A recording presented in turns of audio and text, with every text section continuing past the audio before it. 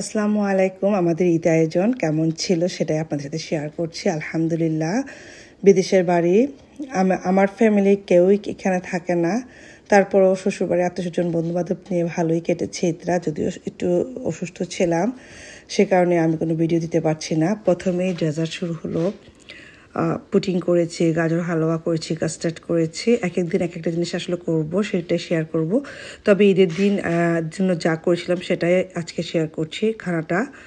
তো আমার মার হাতের পোলাও খুব ভীষণ ভালো হয়, সেটা আমরা মোটামুটি সব বোনেরাই পারি। খুব ভালোভাবে বেরেস্তাটা হয়ে আসলে পোলাও চালটা ভাজা করে তারপর যে একটা শাহি ফ্লেভার আসে ঘি দিয়ে তৈরি করা। তো ইনশাল্লাহ আমি প্রথমে চলে যাচ্ছি আমার ডেজার্ট পুডিংয়ের মধ্যে। আমার বড় ছেলে হেল্প করেছে পুডিংটা তৈরি করতে, আমি ক্যারামেলটা তৈরি করে দিচ্ছি। এখানে 8টা ডিমের সাথে একটা কার্নেশন মিল্ক অ্যাড করে যদি পুডিংটা তৈরি করেন, কেউ চাইলে একটু কাস্টার্ড পাউডার দিতে পারেন, আমি দিইনি। তো যাই হোক, ক্যারামেলটা করে এটার মধ্যে দিয়ে দিচ্ছি। আমি প্রেশার কুকারে পুডিংটা করব, 20 মিনিট লাগবে, অনলি 20 মিনিট। আমি চেষ্টা করি শর্টকাট ওয়েতে রান্না করার জন্য, যেহেতু বিদেশ আমাদের কোনো বাহিরে হেল্পিং হ্যান্ড নাই। তো আমরা নিজের কাজগুলো নিজে করার চেষ্টা করি, একটু নিজে রিল্যাক্স যাতে থাকতে পারি সে চেষ্টাই করি। রোস্টটা তৈরি করতে আসলে সময় লাগবে। আপনি তান্দুরিটা চাইলে চুলাতেও করতে পারেন, এটা ওভেনও দিতে পারেন, কিন্তু রোস্টটা কিন্তু পুরা চুলার উপরই করতে হয়। ছেলেমেয়েরা ভীষণ পছন্দ করে আমার হাতে রোস্ট। আগের দিন আমি সবগুলো রোস্ট করে ফেলেছি, লবণ এবং মরিচের গুঁড়ো দিয়ে আমি ভেজে রেখে নিজে গ্রেভি একদম ঘরোয়া মশলা দিয়ে আমি রোস্টটা তৈরি করেছি। ইনশাল্লাহ একদিন শেয়ার করব। যারা ভালো রোস্ট তৈরি করতে পারেন না কিন্তু মনে চায়, তারাও এভাবে তৈরি করে খেতে পারেন। আলহামদুলিল্লাহ, আমার তো ভাল লাগে, আমার ছেলেমেয়েরও ভীষণ ভাল লাগে। তো যে জিনিসটা আসলে নিজের কাছে ভাল লাগে সেটাই আমি আপনাদের সাথে শেয়ার করার চেষ্টা করি। লুক দেখানোর জন্য যে ভিডিওটা করলাম সেটার জন্য না।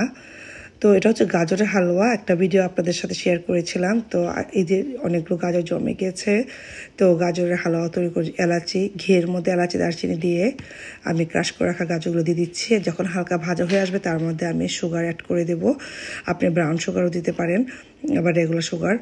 একদম ভাজতেই থাকবেন যতক্ষণ পর্যন্ত কিনা এটা ডো করা যায়। তো আলহামদুলিল্লাহ, গাজরের হালুয়া কিছু বানিয়ে নর্মাল রেখে দেবো, আর কিছু পরের জন্য ডিপে রেখে দেবো। গরুর মাংস, এখানে প্রায় 20 পাউন্ড গরুর মাংস আমি রান্না করে কষিয়ে রাখবো, যেহেতু দিন আমি সারাদিন বেড়াবো। ঈদের পর দিন আমার ঘরে মেহমান আসবে। তান্দুরিটা যেটা আমি ম্যারিনেট করে রেখেছিলাম চুলার উপর দিয়ে দিচ্ছি। অন্য রান্না করতে করতে কিন্তু আমি দিয়ে ফেলেছি। তো আপনারা চুলার মধ্যে দিয়ে করতে পারেন, চাইলে আপনারা ওভেনে দিতে পারেন। এদিক দিয়ে কাবাব ভেজে রাখছি, হালকা করে যদি কাবাবটা আমি চাপালি কাবাব ভেজে রাখছি। তো ভেজে রাখলে কি হবে, যখন আমার গেস্ট আসবে তখন যদি আমি এয়ার ফ্রাই দিয়ে দিই, একদম ফ্রেশ লাগবে, যেন চুলার মধ্যে আমার ভাজা হয়েছে সেরকম লাগবে।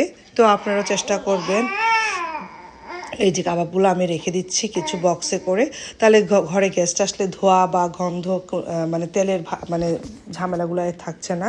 ফ্রিজে নর্মালি আমি রেখে দেবো। এরকম কাবাব প্রায় 50টার মতো আমি ভেজে রেখে দিচ্ছি, যাতে করে আমার সকাল বিকাল যত মেহমানই আসবে সবাই যেন পায়।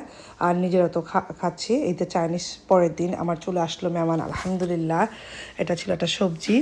এখানে বিশাল আমি অনেকগুলো পোলাও করেছি, চিংড়ি করেছি, ডিমের ভুনা করেছি, গরুর মাংসের সাথে 2টা আলু দিয়ে দিয়েছি, সালাদ শুধু শসা করেছিলাম, আর লেবু কেটেছি, আর ওদিক দিয়ে আলু ভর্তা করেছিলাম। ডেজার্টে তো ছিল, বললাম যে ঈদের সেমাই সকালবেলা ছিল, এরপরে যে ডেজার্ট চটপটি, ফুচকা, পুডিং, গাজরের হালুয়া। তো আমাদের ঈদের ড্রেসগুলো কী ছিল সেটা শেয়ার করছি। এই যে তুপটা অসম্ভব সুন্দর, মদিনাতে আমরা উমরা করতে গিয়েছি, ওখান থেকে আমি তুপগুলো এনেছি। বাটনগুলো যে অসম্ভব কালার কম্বিনেশন, কালারটা কিন্তু তো দেখতে পাচ্ছেন।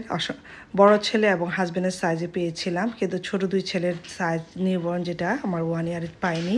তো আমি ওদের জন্য এখান থেকে ম্যাচিং করে পাঞ্জাবি নিয়ে নিয়েছি সেম কালারের। এটা আগানুরের 3 পিস, মেয়ের খুব শখ ছিল, তার খালা এটা দেশ থেকে সেলাই করে ওর জন্য পাঠিয়েছে। আসলে খুব সুন্দর ছিল। আমার জন্য যে ড্রেস দিয়েছে 3 পিস শাড়ি, তো আসলে এতগুলো কাপড়, আবার গিফটও পেয়েছি। কিন্তু আমার মেয়ের বান্ধবী মারা আমার মেয়েকে 3 পিস গিফট করেছে। আবার কেউ দেশে গেলে আমরা যেমন দেই ঠিক আমরাও পাই। তো আমার হাজব্যান্ডও পাঞ্জাবি পেয়েছে, দুইটা আবার আমিও 3 পিস পেয়েছি, শাড়ি পেয়েছি।